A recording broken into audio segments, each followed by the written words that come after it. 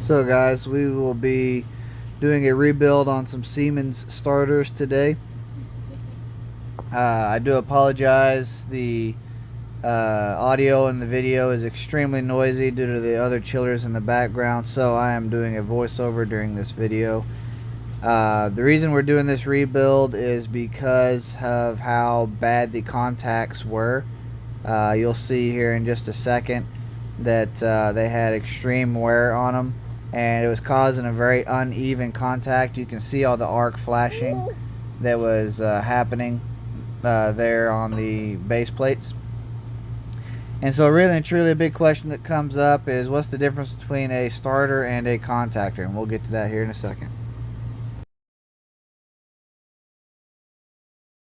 So honestly, the real difference is there's not a whole lot other than what we consider physical size.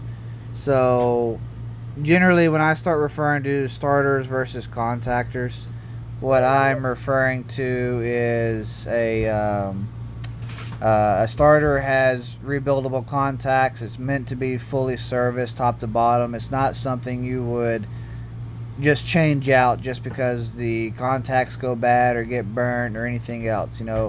You would end up doing a rebuild on it, or say the coil goes out, you'd replace the coil.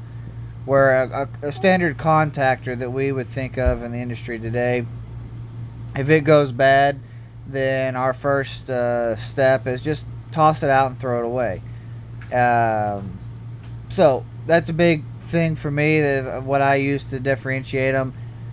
Technically, a lot of your other starters too, if you're buying a starter panel, it'll have some sort of overload safety built into it.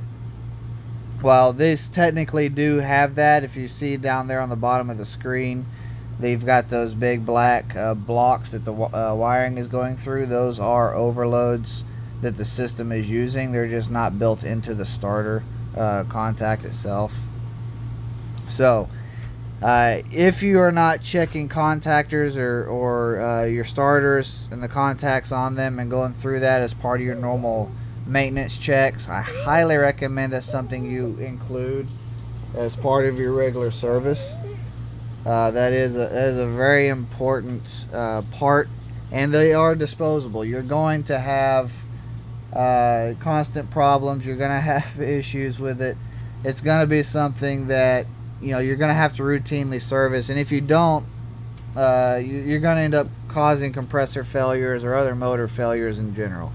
That's exactly what was going to happen here. The contact pads themselves got so thin and so wore out from lack of maintenance that it would have eventually caused these compressors to fail or single phase and lose a winding because of it. So that should be a very important, very critical part, and something that I find a lot of companies just ignore or miss.